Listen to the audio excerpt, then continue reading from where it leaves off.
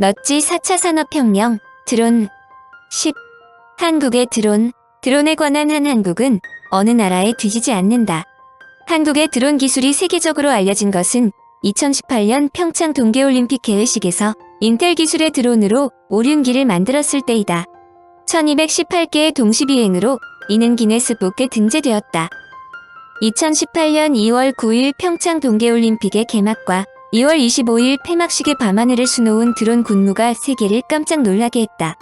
평창의 하늘에서 1218대의 드론이 스노우보더 선수의 움직임과 올림픽을 상징하는 오륜기를 그려내어 기네스 기록을 새롭게 경신했다. 더욱 놀라운 것은 1218대를 조종하는데 단 한 대의 컴퓨터와 한 명의 조종사만 투입되었다는 점이다. 이들 드론은 성인 남성의 주먹만한 크기에 비행을 위해 X자로 교차한 4개의 로터가 달려있다. 전체 크기는 가로 세로 각각 384mm, 두께는 93mm이며 무게는 스마트폰 2개 정도에 불과한 330g이다. 한 사람이 1218대의 드론을 조종한다는 것은 사실 불가능한 일이다. 사람의 인지 능력과 2개의 손으로는 고작 2대를 동시에 조작하는 것이 한계이기 때문이다.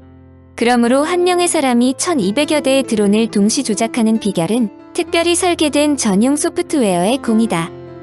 에어 디스플레이라고 알려진 제어 소프트웨어는 연출자가 공중에서 어떤 이미지를 그리고 어떤 식으로 표현할지를 결정하면 이를 다수의 점으로 구성된 3차원 입체 애니메이션으로 구성하고 그에 맞춰 다수의 드론을 필요한 위치에 배치해 각각의 드론이 이동하는 비행 경로를 자동으로 계산하여 배치한다.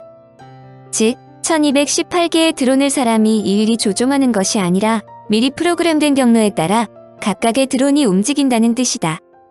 기술적인 면으로만 보면 자신의 위치를 일정하게 유지할 수 있도록 정밀한 기압계, 고도계가 장착되고 비행 속도와 방향을 정밀하게 조절하는 모터, 균형을 맞추는 PID 제어 및 기계 동작을 관장하는 메인보드가 기본이다.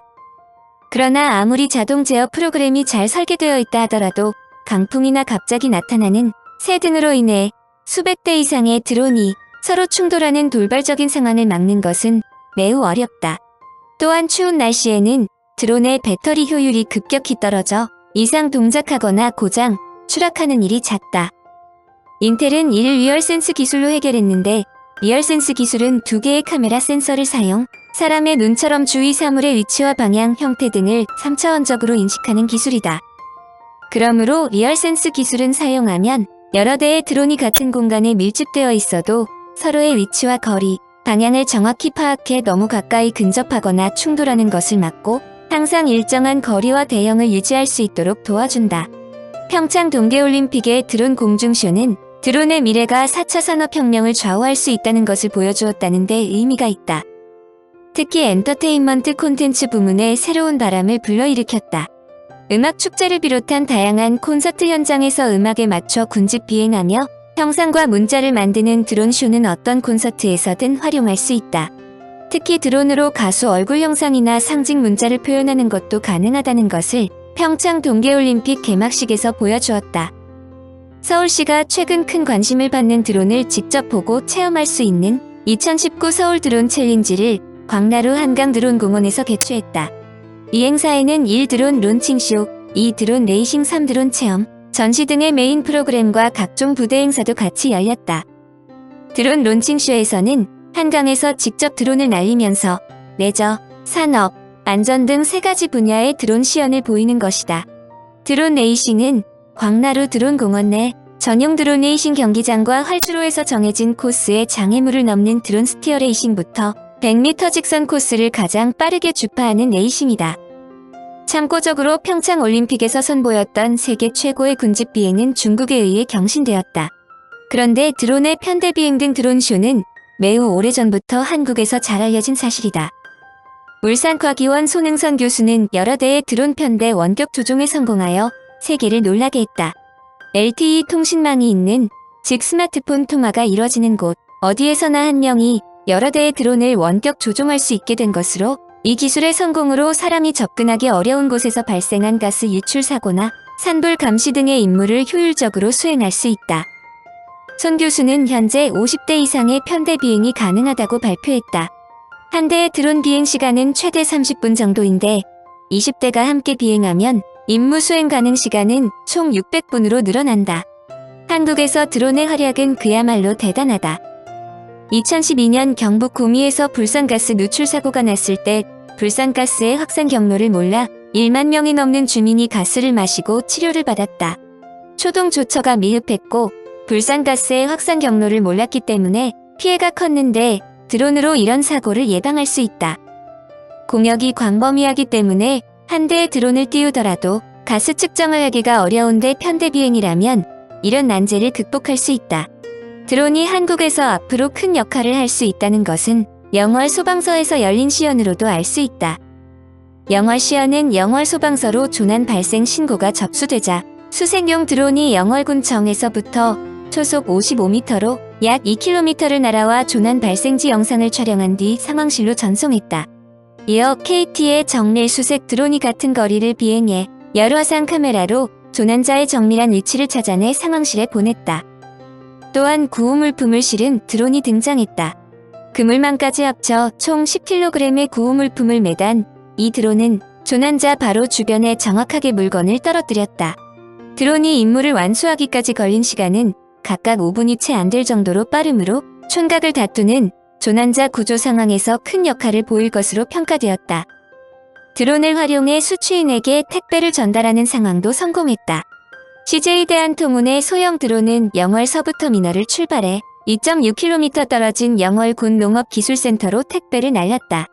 드론이 목적지에 다다르자 농업기술센터 내에 설치된 일종의 택배 보관함인 딜리버리 포트의 뚜껑이 열렸고 드론은 정확히 그 지점에 택배를 투하했다.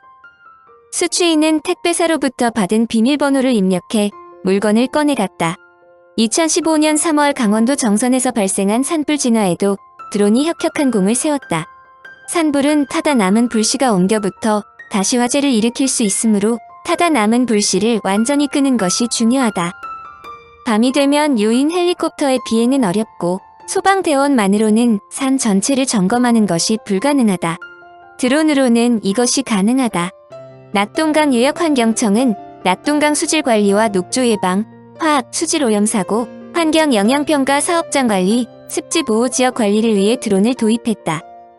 2015년에 강원도 평창에서 드론을 활용해 산속에서 조난자를 구조하는 연습도 드론의 효용도를 알려준다. 산에서 넘어져 골절상을 입은 조난자를 드론이 찾아내 위치 정보를 구조대에 알린 것이다. 열화상 카메라를 장착한 드론이 나무 위를 날아다니며 조난자를 찾은 것인데 이 연습의 중요성은 높은 산에서는 통신장애가 일어나는 경우가 잦으므로 통신용 기지국을 실은 드론도 근처에서 함께 날랐다는 점이다. 한국의 KT가 매우 흥미있는 드론을 개발했는데 드론을 활용한 재난망 서비스를 가동시키는 것이다. 휴대전화가 잘 터지지 않는 곳에서 조난자가 발생했을 때 기지국 시설을 갖춘 드론을 보내 통신망을 임시로 복구하는 것이다. 드론이 활동적으로 활약하는 분야는 고속도로이다. 고속도로를 달릴 때 주변에 경찰차도 안 보이고 무인 단속 카메라도 없다면 안심하고 교통법규를 위반하는 운전자들이 많은데 이제는 아니올시다. 고속도로 대부분을 관할하는 한국도로공사에서 드론을 띄워 교통법규 위반 차량을 적발하기 때문이다. 2017년 버스 전용차로 위반으로 고발된 건수만 540건이 넘는다. 단속에 활용하는 드론은 활동 반경이 7km에 최고 고도는 150m에 달하며 장착된 카메라는 4,200만 화소나되어 그야말로 공중을 맴돌며 날카로운 눈으로 먹잇감을 찾는 매나 마찬가지이다. 사실 과거에도 설 연휴 등 교통 혼잡이 심한 경우 카메라를 단 비행선을 띄워 위반 차량을 단속한 적이 있지만 기동성이나 활용성 면에서 드론이 월등히 뛰어나다. 고속도로를 주행하는 운전자가 신경 써야 할 부분은 차간거리 위반, 즉 안전거리 미확보이다. 현행 도로교통법 19조에는 안전거리 확보에 대해 모든 차의 운전자는 같은 방향으로 가고 있는 앞차의 뒤를 따르는 경우에는 앞차가 갑자기 정지하게 되는 경우 그 앞차와의 충돌을 피할 수 있는 필요한 거리를 확보하여야 한다고 규정돼 있다. 안전거리는 차량 속도에 따라 달라지기 때문에 명확한 구분은 없는 게 사실이지만 통상적으로 인정되는 권장 안전거리에 크게 못 미친다고 판단되는 경우 적발 대상이 되며 범칙금을 내야 한다. 청취자에게 원하는 것은 1. 구독 2. 좋아요